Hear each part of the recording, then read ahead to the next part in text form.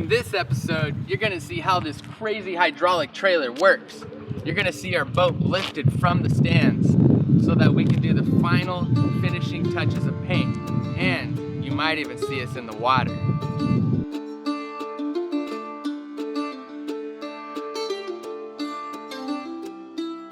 These are the tales of Boab.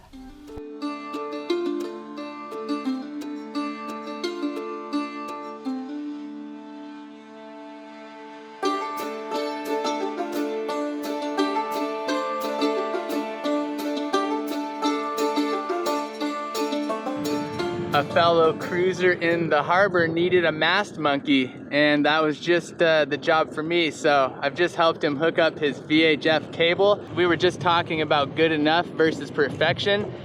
His old cable, it corroded and wore away, and it was run up the center of the mast, which is ideal, which is what you would want. But he says, you know, I'm not gonna worry about trying to get it to go up through the mast. Let's just run it up the stay, wrap it around the stay, and when you get up to the top, make sure there's some slack, and then just electrical tape it real well. The connection was moving up and down and it blew off, so he wanted some slack right here, and then he wanted a lot of tape all the way down. And we just wrapped it around the stay. We're 63 feet up in the air in Luperon Harbor. It's nice to be up a mast, and it's great to be on the water. What do you think of the view? We had a few important jobs to do beforehand, a couple loose ends to tie up, but don't worry guys, the exciting part is coming. So these are the bolts that go to our coupler, and originally they were too long, so when the prop shaft would spin, it would hit hoses that run through our transmission. So a lot of people stressed that our solution, which was to put the nut on the side where the head is at so it would shorten it up enough, they said that was a terrible idea. So we went and just got them all cut down 3/4 of an inch, and I'm just about to put some Loctite on them and install them for good.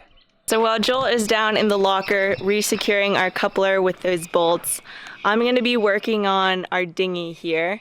She needs a pretty good cleanup. She's got a lot of dried barnacles still on her, a lot of gunk, so I'm just going to be doing a lot of scraping as well as tracking down some leaks. She has a slow air leak, so I'll be using some soapy water over the entire thing to find out where that is at on the tubes. She's also got a water leak here down by the transom. So this fitting here, you can see there's like an old fiberglass repair that isn't holding so well, so we'll grind that down. In addition, this fitting is super loose in there, so we'll just be cleaning that up and re-bedding it, as well as getting rid of all of these barnacles. We're also toying with the idea of applying some anti-fouling to her bottom to help keep it clean, so stay tuned.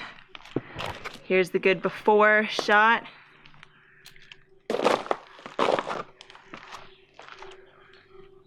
Hey, welcome back.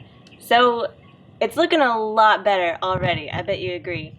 First thing I did is I took this scraper and I got all of the loose barnacles off, and then we went ahead and put soapy water over everything, first to clean it, yes, but also to look for leaks, because like I said, it did have a leak last time we were using it, but we didn't find anything, so that was kind of confusing.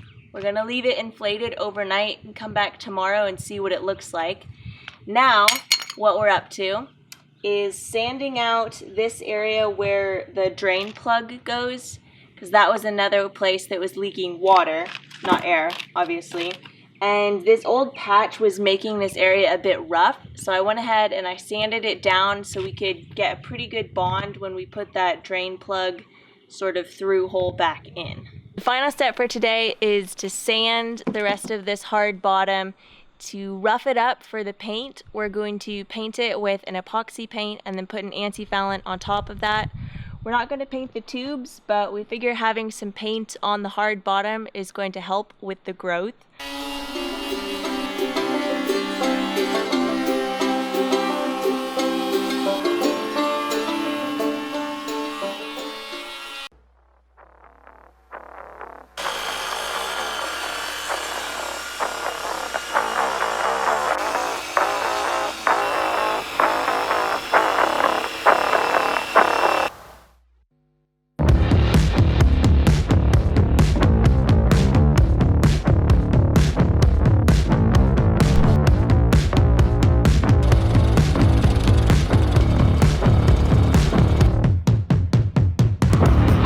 I desperately needed some woodwork done, and this time we decided to leave it to the professionals. So we have this here beautiful panel made up. We have this mount here that's going to mount an arm that helps our autopilot work. This is what we were replacing, it's just rotted out, so we had some leaks we're going to have to address. Without further ado, this is Craig, and Craig is a professional. Hi. What do you do here? I've just finished making a boom. I've made spreaders now, teak hatch covers, do a lot of teak and mahogany, a lot of repairs. You know, a lot of the boats after they make the crossing and get to Luperon, a lot of stuff is broken. So I end up doing a lot of repairs. So you got plenty of work. Correct. Well, thank you for squeezing us into your busy schedule. How would somebody get a hold of you if they happen to just wander into Luperon with a broken boat? Wendy's Bar, you talk to anybody there, they'll be able to point you to me. There's also a newsletter that is in Luperon that you can get at Wendy's or the Marina, Las Vegas. So you will be able to get my information all around Luperon. It's not a very big town, eh? True. All right, well, thanks. We're excited to go try this out. Hopefully this fits. If not, we're gonna bring it right back to you and we'll make the needed adjustments. Correct. But it's a lot easier just to pay somebody to do the work. So hopefully Michael and I become rich and then we don't have to do any of this ourselves. Throw money at the problem, it'll go away. Today is the day that we go in the trailer. Now let's talk about the biggest obstacle that we face. That is going to be, how do we get the support that is part of the trailer underneath the keel? Why is that so challenging? Because the aft section of the keel is hollow. And just before we left, they jacked our boat up with a car jack. They took the support so that they could use it for other boats, and then they rested us here on these hunks of wood. So we're just gonna have to watch these pros do what they do best and cross our fingers and all that stuff. Why don't we just take a look at this beastie trailer for a second here. Now this is the support that they're gonna somehow have to squeeze underneath our keel. These here are the pads, hydraulic.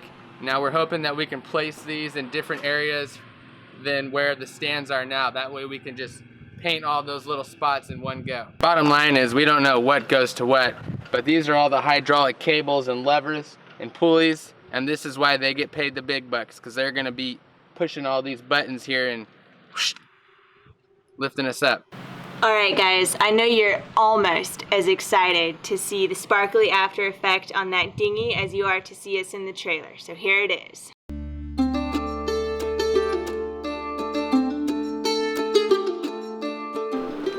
We rebedded this drain hole with some 4200, that's where the water was coming in. We also took some 2-part Hypalong glue along these seams that were starting to come up, and we painted the whole thing with epoxy primer.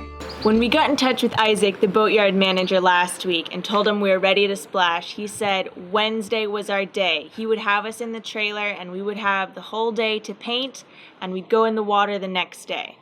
Well, today is Wednesday. We got here super early in the morning, and when we saw Isaac, he said, I gotta go to the city. I'll come back at 2 o'clock and I'll put you in the trailer then. So we came back at 2 o'clock. Now it's a little after 4, and guess what? No Isaac.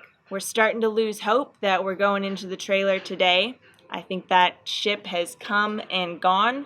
Yeah, this is the reality of doing business in the Dominican Republic, based on our experience. So I hope you're not too mad at us, but we wanted you to feel what it feels like, not just hear the words, but you're promised a lot up front.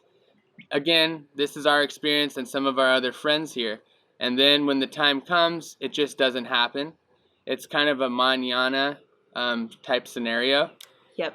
They have not mastered the art of under-promising and over-delivering. It's actually the opposite pretty consistently. I love Dominican Republic. I love Luperon. We wouldn't trade this for the world. And everything has a plus and a minus. And we've done a lot of repairs for pennies on the dollar. So this is kind of one of the prices that you pay. And really, it's taught us to be patient and to just relax a little bit. And hopefully you guys are going to be patient and stick with us, because we really are so close to getting in the water. If we're not in the trailer this evening, we will be the following day, and maybe in the water on Friday. But we don't really But know. we just That's the don't thing. know. You don't really know for sure. Coming from the United States, especially from the technical school that I went to, we're programmed to believe that if you are late, you're fired. If you're on time, you're late. And if you're 10 minutes early, then you're on time. We know that we openly lied to you in your face, but that is how it feels. Because that happened to us. We have no idea how they got our boat in this trailer. We left the boatyard last night feeling pretty disappointed, figuring there was no way we were going in the trailer last night. And this morning we woke up to a message from Isaac that he sent last night around 7, probably after dark. They actually came through and got our boat in the trailer. Yep, so it might not happen how you want it to happen or when you want it to happen, but they always do pull through in the end. Make sure you subscribe. If you liked this video, give us a thumbs up and hit the notification because we're splashing next episode. And you want to be the first to know how it goes down.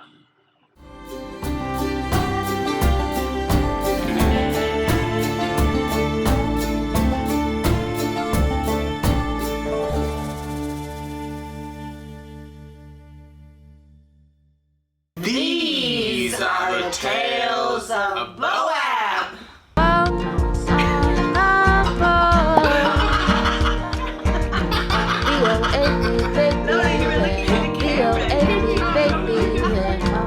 Over here. Over here.